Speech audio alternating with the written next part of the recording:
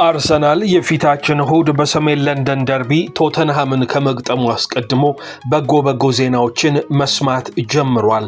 ከሰዓታት በፊት football365.com እንዳስነበበን ከሆነ የአርሰናሉ ኮከብ ቡካዮ ሳካ ከመድፈኞቹ ጋር እስከ 2030 ድረስ ለመቆየት ሙሉ ስምምነት ፈጽሟል። ዜናውን ደግሞ ማርክ ብሩስ የተባለው ጋዜጠኛ አረጋግጦታል። ከዚያ ባለፈ ዛሬ የሰማነው አዲስ ጉዳይ አርሰናል ማንቸስተር ዩናይትድ የፈለገውንና በተለያዩ መልማዮች ያስጠናውን ተጫዋች የተጫዋቹ ፍላጎት ግን ወደ መድፈኞቹ እንደሆነ ታውቋል ተብሏል። ሰሞነኛው የብሔራዊ ቡድን ጨዋታ በአርሰናል ተጫዋቾች በኩል የጉዳት ዜናዎችን በርከት አድርጓል። ነገር ግን የተጫዋቾቹ የጉዳት ሁኔታ እንዴት ያለ ነው? ለምን ያህልስ ጊዜ ይርቃሉ? ዛሬ በያዝነው መረጃ ታደምጡታላችሁ። አርሰናል በሰሜን ለንደን ደርቢ ቶተንሃምን ሲገጥም የሚመሩት ዋና ዳኛ ታውቀዋል። ስለዚህም ጉዳይ መረጃ ይዘናል። የተወደዳችሁ የሸጋ ስፖርት ተከታታዮች ላይክ በማድረግ ይህ ቪዲዮ ለብዙ ሰዎች እንዲዳረስ አግዙን። ሰብስክራይብ በማድረግ ቤተሰባችን መሆኑን እንዳትዘነጉት። በክረምት የዝውውር መስኮት እጅግ ከፍተኛ ውጪ በማውጣት ቡድኑን ያጠናከረው አርሰናል አሁን ደግሞ የነባር ተጫዋቾቹን ኮንትራት በማራዘም ስራ ላይ ተጠምዷል።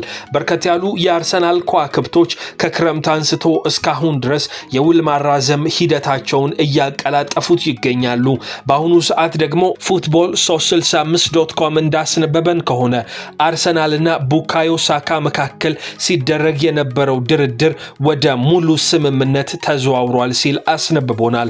ተጫዋቹ 15 ሚሊዮን ፓውንድ በአመት የሚያስገኝለትን ኮንትራት በሚኬል አርቴታ ስር ለመጫወት ይስማማል ሲል አስነብቧል። በአሁኑ ሰዓት ከ11 የፕሪሚየር ሊግ ጨዋታ 4 ነጥቦችን ከተከታዩ ማንቸስተር ሲቲ በመብለጥ አናት ላይ የተቀመጠው አርሰናል የቡካዮን ሳካ ኮንትራት ለማራዘም በጥብቅ ሲሰራ ነበር የቆየው።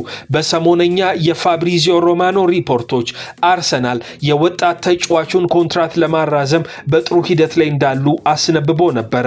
ዊሊያም ሳሊባን፣ ማይልስ ሉዊስ ስኬሊ እና ኢተን ዋኒየሪን ኮንትራታቸውን ለማራዘም ስምምነት አድርገው ፊርማቸውን ያስቀመጡት ተጫዋቾች እንደነ ዳቪድ ራያና ሊያንድሮ ትሮሳርድ ያሉትን ደግሞ በሚስጥር ውላቸውን ያራዘሙት መድፈኞቹ ሰኔ 2030 ድረስ ከቡካዮ ሳካ ጋር አብሮ ለመቆየት ተስማምተዋል ሲል ማርክ ብሩስ የተባለው ጋዜጠኛ አስነብቧል። ይህም ለአርሰናል እጅግ አስደሳች ዜና ሆኗል። ሌላኛው ዛሬ የተሰማው ዜና courtofside.com እንዳስነበበን ከሆነ በማንቸስተር ዩናይትድ የሚፈለገው የቦሩሺያ ዶርትመንዱ ተጫዋች ካሪም አደየሚ ምርጫው ወደ አርሰናል መዘዋወር እንደሆነ ዘግቧል። በሱፐር ኤጀንት ሆርሄ ሜንዴዝ የሚወከለው ካሪም አደየሚ ብዙ ፈላጊዎች አሉት። ይህ የ23 ዓመት ተጫዋች በሲግናል ኢዱና ፓርክ እስከ 2027 ድረስ የሚያቆየው ኮንትራት አለው። 2022 ላይ ነበረ ከአርቢ ሳልዝበርግ ወደ ቦሩሺያ ዶርትመንድ የተዘዋወረው። በኒኮ ኮቫች ስር በዚህ የውድድር ዓመት ጥሩ የሚባል ጊዜን እያሳለፈ አይገኝም። ማንቸስተር ዩናይትድ አሁንም የአጥቂ ዲፓርትመንታቸውን በበለጠ ለማጠናከር ይህንን ተጫዋች ይፈልጉታል። ደግሞ ከወኪሉ ጆርጌ ሜንዴዝ ጋር ንግግር እንዳደረጉ ነው የተሰማው። ነገር ግን የተጫዋቹ ምርጫ በሚኬል አርቴታ ስር መጫወት ነው ተብሏል። ካሪም አደየሚ ወጣቱ አፍሮ ተጫዋች ወደ ፕሪሚየር ሊግ የመምጣት ፍላጎት አለው። ነገር ግን ፕሪሚየር ሊጉን ከተቀላቀለ መምጣት የሚፈልገው ወደ አርሰናል ነው ሲል courtofside.com አስነብቦናል። በሌላ መድፈኞቹን የተመለከተ ዜና አርሰናል ቪዚት ሩዋንዳ የሚለውን እጅጌያቸው ላይ የሚያስነብቡትን ማስታወቂያ ከሰኔ 2026 በኋላ እንደሚያቋርጡት ይፋ አድርገዋል። ለ8 ዓመታት ከአፍሪካዊቷ ሀገር ሩዋንዳ ጋር የነበራቸው ስምምነት እንደሚቆም ክለቡ አረጋግጧል። ምስራቅ አፍሪካዊቷ ሀገር ለአርሰናል እጅግ ከፍተኛ ገንዘብ በመስጠት የቱሪዝም ሀብቷን ለማስተዋወቅ እንዲረዳ ከመድፈኞቹ ጋር መስራትን መርጠዋል። መድፈኞቹም ቢሆን ዓለም አቀፍ ስምምነቶችን በመፈጸም ያላቸውን ግንኙነት ለማጠናከርና አዳዲስ የገበያ መዳረሻዎችን ለማስፋት በሚል ከሩዋንዳ ጋር ሲሰሩ ቆይተዋል። ይህ የእጅጌ ላይ ስፖንሰር 2018 ነበር የተፈራረሙት። ደግሞ እንደ ክለቡ አካውንት ገለጻ እስከ 2023-2024 የውድድር ዓመት 10 ሚሊዮን ፓውንድ የሚጠጋ ገንዘብ ከሩዋንዳ መቀበል ችለዋል። የዩቲዩብ ተከታታዮች ሰብስክራይብ በማድረግ ቤተሰብ መሆን እንዳትዘነጉ። ላይክ እና ሼር በማድረግ ለሌሎች እንዲዳረስም አድርጉ። መድፈኞቹ በቅርብ ዓመታት የሚታወቁበትን ይህንን ቪዚት ሩዋንዳን ጽሑፍ ከሰኔ 2026 በኋላ አያስነበቡትም። የሩዋንዳው ፕሬዝዳንት ፖል ካጋሚ በብዙ ሰዎች ከሚተቹበት ጉዳይ መካከል ለስፖንሰርሺፕ ስምምነትና ለማስታወቂያ የሚከፍሉት ከፍተኛ ገንዘብ ነው። ነገር ግን ቪዚት ሩዋንዳ በአርሰናል ብቻ ሳይሆን በላሊጋው ክለብ አትሌቲኮ ማድሪድ፣ በፈረንሳይ ሊግ ተወካዩ ፓሪስ ሳን ዠርማ፣ በኤንቢኤ ቅርጫት ኳስ ተካፋዩ ሎስ አንጀለስ ክሊፐርስ እና በናሽናል ፉትቦል ሊግ ክለቡ ሎስ አንጀለስ ራምስ ላይ ተመሳሳይ ማስታወቂያን ሲያሰራ ቆይቷል። እናም በዚህ ምክንያት ከፍተኛ የሆነ የቱሪዝም ፍሰት እንደጨመረላቸው የሀገሪቱ መንግስት ይናገራል። አርሰናል ከቪዚት ሩዋንዳ ጋር ከሰኔ 2026 በኋላ ከ8 ዓመታት ስምምነት ቆይታ በኋላ ውሉን በማቋረጥ ይለያያቸዋል። ሰሞነኛ የጉዳት ዜናዎች በብሔራዊ ቡድን ግልጋሎት ላይ ባሉ ተጫዋቾች በስፋት ሲሰማ ቆይቷል። የአርሰናል ደጋፊዎችም በዚህ ሲደናገጡ እንደቆዩ ይታወሳል። ሰሞኑን ጋብሪኤል ማጋሌሽ ለብራዚል ብሔራዊ ቡድን ከሴኔጋል ጋር በነበረ የወዳጅነት ጨዋታ ጉዳት ገጥሞት እዛው ኤሚሬትስ ስታዲየም ላይ እያነከሰ ሲወጣ ታይቶ ነበረ። የጋብሪኤል ማጋሌሽ ጉዳት አሁን ለምን ያህል ጊዜ ከጨዋታ እንደሚያቆየው የተረጋገጠ ይመስላል። የጡንቻ ጉዳት የገጠመው ተጫዋቹ ተጨማሪ ምርመራም ያስፈልገዋል ተብሏል። በተደረገው ምርመራ መሰረት ጋብሪኤል ማጋሌሽ ከ1 እስከ 2 ወራት ድረስ ከሜዳ ሊርቅ ይችላል ነው የተባለው። በዚህ የውድድር ዓመት ለመድፈኞቹ እጅግ ጠጣር የሚባል የተከላካይ ክፍል እንዲገነባ ምክንያት የሆነው የ27 ዓመቱ ብራዚላዊ በፕሪሚየር ሊጉ 11 ጨዋታዎች አርሰናል የተቆጠረበት 5 ግብ ብቻ እንዲሆን ምክንያቱ የእርሱ ላቅ ያለ ነበረ። ጋብሪኤል ማጋሌሽ በቀጣይ 8 ሳምንታት ከሜዳ የሚርቅ ከሆነ ቢያንስ አርሰናል በሚያደርጋቸው 14 ጨዋታዎች ላይ እንደማይሰለፍ ነው የተገለጸው። ከሊል 2020 ላይ ነበር የተቀላቀለው። 227 ጨዋታ ለመድፈኞቹ አድርጓል። 22 ጎሎችን ደግሞ ማስቆጠር ችሏል። በቅርቡ የተፈራረመው ውሉ እስከ 2029 ድረስ ኮንትራት ያለው ተጫዋች ነው።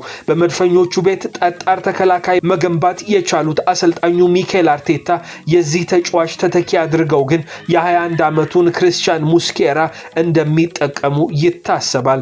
ከዊሊያም ሳሊባ ጋር ጥሩ ጥምረት በመፍጠር ይህ ተጫዋች መድፈኞቹን በቀጣይ ሳምንታት ያግዛል ተብሎ ነው የሚታሰበው።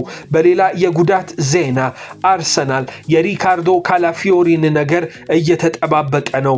አርቴታ ይህንን ተጫዋች በቀጣይ ሳምንት ሊጠቀመው ይችላል ተብሎ ይታሰባል። በጣሊያን ብሔራዊ ቡድን ስብስብ ተካቶ የነበረው ካላፊዮሪ ነገር ግን አሰልጣኙ ጋቱሶ ሳይጠቀመው ተጫዋቹን ሸኝቶታል። አሁን መድፈኞቹ ቤት የሚገኘው ካላፊዮሪ በቀጣይ ወይ እርሱ ወይ ደግሞ ፒየሮ ሂንካፒዬ ወደ ሜዳ ተሰልፈው ልንመለከታቸው እንችላለን። ሂንካፒዬ ከባየር ለቨርኩሰን የተዘዋወረው ተጫዋች ይህ ኢኳዶራዊ ኢንተርናሽናል እስካሁን በአርሰናል ቤት ጨዋታ እንዳላደረገ ይታወቃል። በቀጣዮቹ ሳምንታት ግን ከኢንተርናሽናል ብሬክ በኋላ መድፈኞቹን ለማገልገል ዝግጁ ነው ሲል ዚ አትሌቲክ አስነብቧል።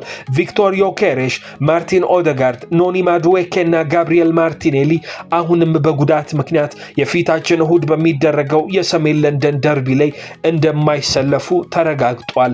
አዲስ የጉዳት ዜና ደግሞ የጀርመኑ አሰልጣኝ ጁሊያን ናግልስማን ስለ ካይ ሃቨርትዝ ገልጸዋል።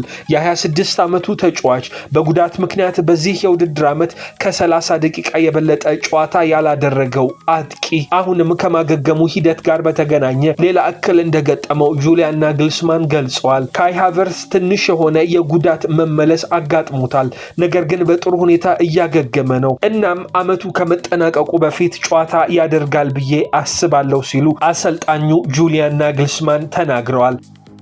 በቅርቡ ማርቲን ኦደጋርድ ከኖርዌይ ብሔራዊ ቡድን ጋር በስብስብ ውስጥ በመካተት ጨዋታ ሳያደርግ አብሯቸው ሲጓዝ ነበረ። የኖርዌይ ብሔራዊ ቡድንም ማርቲን ኦደጋርድ አምበል ባልሆነባቸው ጨዋታዎች በኤርሊንግ ብሮት ሃላንድ መሪነት ወደ ዓለም ዋንጫ ቀጥታ ተሳታፊነትን እንዳረጋገጡ ይታወሳል። እናም በሳምንቱ መጨረሻ በሚኖሩ የአርሰናል ጨዋታዎች ላይ እነዚህን ተጫዋቾች ልናይ እንደምንችል ይጠበቃል። በአርሰናል በኩል የፊት መስመር መስመሩን ሚና ማን ሊወጣ ይችላል የብዙዎች ጥያቄ ቢሆንም ነገር ግን በርካታ ተጫዋቾችን በጉዳት ያጣው አርሰናል ለሰሜን ለንደኑ ደርቢ የፊት መስመሩን የሚመራ ተጫዋች እንዳዘጋጀ ተነስቷል። መድፈኞቹ ብራዚላዊ ተጫዋች ጋብሪኤል ጄሱስ ወደ ሙሉ አካል ብቃቱ እስከሚመለስ ይጠብቁታል ተብሏል። በዚህ ጨዋታ ላይ ቪክቶር ዮኬሬሽ የመድረሱ ነገር አጠራጣሪ ነው። ካይ ሃቨርትስም ቢሆን ጉዳት መልሶ ገጥሞታል። ይህንን ተከትሎ በሰሜን ለንደን ደርቢ ጨዋታ ስፔናዊው ሚኬል ሜሪኖ የመድፈኞቹን የፊት መስመር እየመራ ይጫወታል። ባለፈው የውድድር ዓመት መጨረሻ በተመሳሳይ ሚና ተሰልፎ ኃላፊነቱን ሲወጣ እንደነበረ ይታወሳል። ይህንን ጨዋታ ማይክል ኦሊቨር በዳኝነት እንደሚመሩ ታውቋል። ኤሚሬትስ ስታዲየም ላይ የሚደረገው የተጠባቂ ጨዋታ እንግሊዛዊው ማይክል ኦሊቨር ይመሩታል። ባለፈው ዓመት በወልቭስ ጨዋታ ሉዊስ ስኬሊን በቀይ ካርድ ካሰናበቱ በኋላ ለመጀመሪያ ጊዜ የአርሰናልን ጨዋታ በዋና ዳኝነት የሚመሩ ናቸው። በወቅቱ ስኬሊ በማይክል ኦሊቨር ቀይ ካርድ ከተመዘዘበት በኋላ ድጋሚ ጉዳዩ ተጣርቶ ለአርሰናል ይቅርታ ተጠይቆ ቅጣቱም ተነስቶለት ነበር። ተጠባቂው የሰሜን ለንደን ደርቢ መርሃ ግብር የፊታችን እሁድ ከምሽቱ 1:30 በኤሚሬትስ ስታዲየም ይደረጋል። የተወደዳችሁ የሸጋ ስፖርት ተከታታዮች ይህንን ቪዲዮ ላይክ፣ ሼር፣ ኮሜንት በማድረግ ተሳተፉ። ሰብስክራይብ በማድረግ ቤተሰባችን መሆኑን እንዳትዘነጉት።